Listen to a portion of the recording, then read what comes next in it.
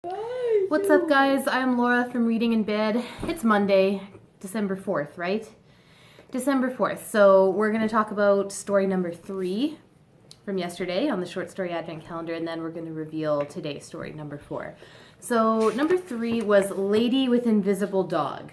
You guys missed out on this, talking to the kids, for those of you who are new. And this is by Christopher Boucher, who I had not heard of. This story was very quirky. It was a little too quirky for my taste, to be honest. There was literally an invisible dog named Bon Jovi, and there was a bookstore where the books didn't have stories in them, and they were made of things like clouds and metal and bread. And there was a narrator with a capital N, and the narrator was at odds with this guy who owned the bookshop. And that part of it kind of reminded me of this book, Broken River by J. Robert Lennon, which coincidentally... I found number 5. You found, well, don't open number 5. It's only December 4th. So this book... Okay, I bought this book last year because this author wrote my favorite story from last year's short story advent calendar. Now, in this book, there is an observer with a capital O, I believe. So both this story and this book kind of play around with, you know, like just the structure of stories and the way that we read.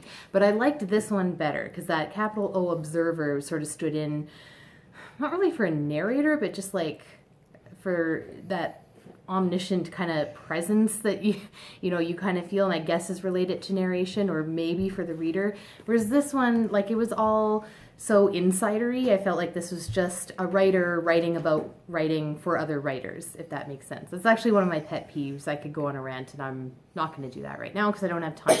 So, I mean, it was funny, it was entertaining, but to me it was like just a little too quirky and knowing, if you know what I mean. Okay, let's check out number 4, guys. Here we go. Any guesses as to what this one might be about? Nope. It feels pretty thick. This could be a long one. Okay. Let's check it out. Hi, Bella. Okay, this story is called Kings. Ooh, and the author name might be difficult for me to pronounce. Let's see. Hasanthika Saricina? Saricina. That is my attempt. So I will maybe try to look that up on YouTube and see if I can find someone pronouncing it to make sure I did it right. Okay, so Hasanthika Saricina's essays and short stories have appeared in the Michigan Quarterly Review, the Kenyon Review, Glimmer Train, Epoch Narrative, and other magazines. She's the author of the short story collection, The Other One, and this story was published back in 2004. So, bit of a classic, really, as these things go. And let's see if I can... Yes, I think I can read the very beginning. Okay. D.H. Lawrence blamed the jungle for his inability to achieve a full night's rest. The noise was unceasing, a racket. It was early in the morning, too early to wake his wife Frida or bother the servants for breakfast, and too early to think of writing. He felt lightheaded, but his restlessness drove him from the bed.